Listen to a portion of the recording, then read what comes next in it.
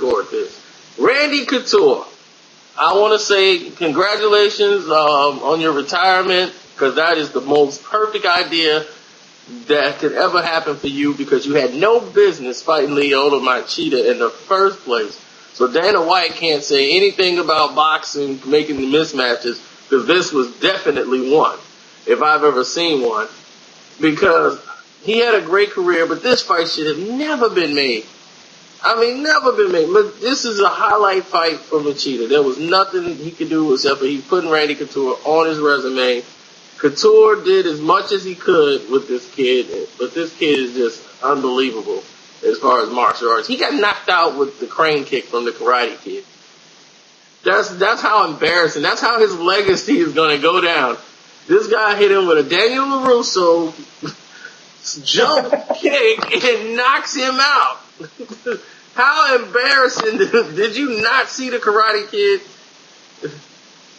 I think all of us saw the Karate Kid. We've all seen it. I know he's taking his children to see it. There's no excuse for that. But the thing is we always thought that kick would only work in the movies, but it actually worked in real life against Randy Couture, which was funny. Kind of shocking. It's not funny, but it was shocking.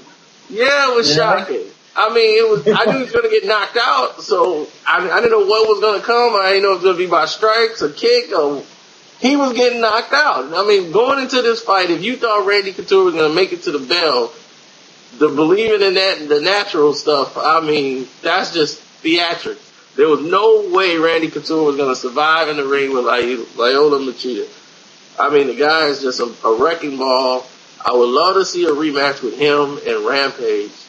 I don't know what's going on with Rampage. Rampage got too much money. That's what the problem is. He made too much money. The hunger's not even there anymore. Even when he talks trash, it looks like it's all written now. It doesn't even make sense. Well, after a while, when a fighter's been in so many tough fights, I think it takes a lot out of them, and they say to themselves, I got to slow up a little bit here. I don't want to go in there and fight as aggressively. And I think that's what happened to Rampage. I mean, he's been in so many wars. Now I think he's trying to reinvent himself, be a little bit more conservative, but that's not who he is as a fighter. So if you notice, a lot of his fights right now, they're not as aggressive as his past fights, and they're kind of tactical. But by doing that, he's making the fights close. That Machida fight was pretty close, man. Yeah, it was a close fight. I thought he lost. Yeah. I was pulling for Rampage, and I was like, man, he lost. Yeah, I kind of thought he lost too. And even in the Rashad Evans fight, where, normally he'd be aggressive, he was aggressive at points, he seemed to just not, as you said, have that fire. And I noticed that, not have that aggression, not have that killer instinct. I just think fighters lose that meanness after a while. And he may be at that point now, as you said, he's comfortable. He made the money. He realizes, you know what? I want to be able to walk and talk when I retire. I want to enjoy this money I made. And that has a big impact on how fighters fight. We see fighters as they get older, they tend to become less aggressive and more tactical, and then we start calling them boring. But if you look at it from their vantage point, their point of view, it's like they're closing out their career. I mean, Rampage is no spring chicken either. He's getting up there, so we don't know how many more fights he's got left in him. But Randy Couture, the funny thing about that was, Randy himself and even Dana White and a lot of people were saying that, he looked kind of bad recently, with the exception of the James Toney fight. We all knew what was going to happen there. But he had some tough fights at heavyweight because they were trying to imply that he was too small for that division. But Randy's a big guy. I mean, he walks around probably about 230 himself. He was fighting at about 215, 220. So to be as old as he was, I think he was like 47, almost 48, coming down in weight, that can't help you. I felt as though that was a little bit counterproductive. And Randy's thing was wrestling, but Machida was so quick on his feet and he had good takedown defense as well. I think Randy's only chance in that fight was to take Machida down, but it was just a tall task to ask of him to take Machida down because of that quickness. I mean, the guy's like a cat. He can use subtle movements. You think you have him, and then boom, all of a sudden he just spins away, or he backs out, or he circles you. It's just hard to pin that guy down. So, and you see how movement and give MMA fighters problems. And like people don't understand, in the boxing ring is similar.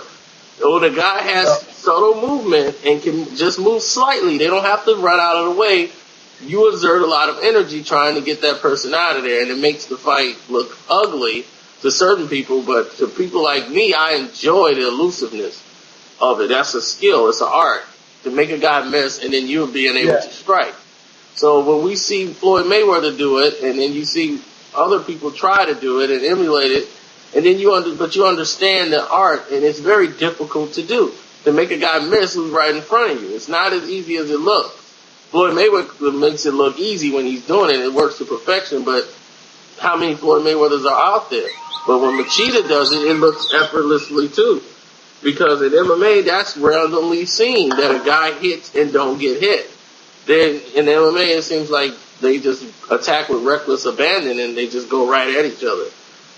But I wanted to bring up the Homnick fight because I wanted your opinion on it. We talked about it that night because he had a hematoma on his head the size of Rahman, and I'm watching the fight with all these guys in MMA. They never seen anything like this. So they don't know anything about the Hasim Rahman, Holyfield headbutt, and the way it was coming out, and they had to stop the fight.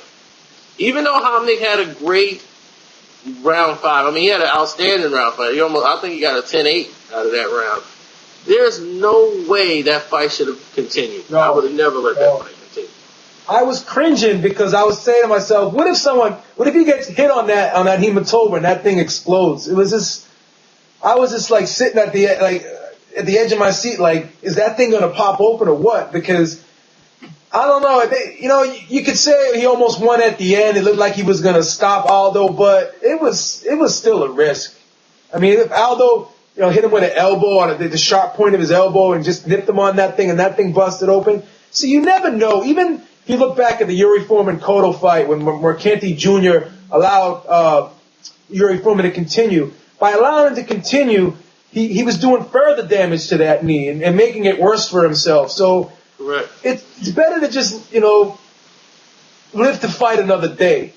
Yep. Why not? I mean, I respect Hominick. Obviously, the heart of a champion, putting it all out there, wanting to win, and not even really thinking about that hematoma. But if he's looking back at the tape, saying to himself, wow, what the hell was I doing still fighting? Because, I mean, he can't see how big that is on his head. But if he was able to just take a snapshot in time and look at that thing, he would have been like, I'm not fighting anymore. You know what I mean? Yeah, right. It's just crazy. And then the roar of applause when the doctor let it go. The people are just screaming. Yeah. Ah! I'm like, wow, do you guys realize that that's a man's life? His life's in danger pretty much. He doesn't know that. He can go blind. Who knows what could have happened? Exactly, he could have went blind because that was like right near the eye socket. Who knows what would have happened? Who knows if that thing popped open, if an artery wouldn't have been damaged? Who knows? Who freaking knows, man? It's crazy. They need to evaluate their doctors and find out exactly their credibility and their credentials, rather, as far as engaging combat events. They probably just grabbed a ringside position and probably done a couple of shows and just felt like this guy was eligible. He gave him the eye seeing test, but you got to make a judgment call on something like that. Oh, yeah. When it's a hematoma. We already knew he could see. We already knew he could see because the thing was like high enough up on his head where it wasn't impairing the vision. That wasn't the case. That wasn't what was in question. What was in question was if that thing was going to explode, if that thing was going to get popped. We had no fear about the vision. Right. It's like how they should have interviewed the doctor to say, how much experience have you had with this type of situation? And from what the looks of it, it was very minimal because it didn't look like he didn't know what to do but just give him a sight test. That was it. It's like, okay, well, let me give you the sight test. But all in all, the fight was like great. I thought the fight would be over in like 2-3 rounds. Homnick showed me a lot of heart by staying in there. He was trading. He was going to stick to his game plan. That's what I liked about it, that he stayed on the feet and said, okay, I'm going to get knocked down, but I'm not going to stay down and let Aldo get me on the ground and try to hammer me until I just submit. I'm going to get up and I'm going to trade with him. And he had good takedown defense. He was not going to go down. And Aldo just had a lot of moves. And he reminds me of Anderson Silva at like younger age. The way he can go downstairs, upstairs, his cardio is impeccable. But I saw when he went to that 5th round, he was done.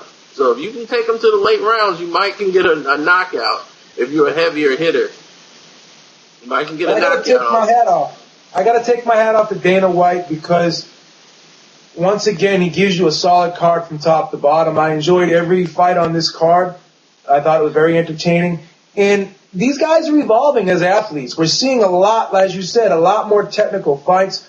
Early on when MMA first started coming into prominence, a lot of it was just two guys going at it. It seemed more like a brawl, like a barroom brawl type environment. Now it's more of a tactical fight now. These guys are varying up things. They're basically using their heads a lot more. It's not all about, I'm going to go in there and try and kill the other guy. I'm going to go to my strengths and I'm going to, do what I got to do to win the fight. And hopefully it's exciting. But if it isn't, it is what it is. I'm trying to win. I got to win first, then be exciting second. So even still, all these fights were exciting, but you got the sense of these guys were very talented. They were very skilled.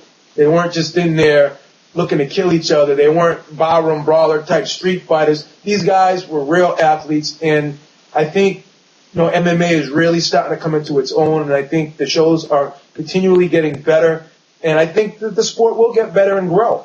I'm gonna really take my hat off to Dana White. I know a lot of people criticize him, and I've criticized him in the past, but he's putting together good shows, and the best are fighting the best. Jake Shields and George St. Pierre, arguably the two best welterweights in the world, and they fought. They fought. So we're going to end this video right here, and that's Joe Abib, and I'm Carcino, you all know, the guy y'all love to hate, right here on the MMA Socialist Exclusive Update.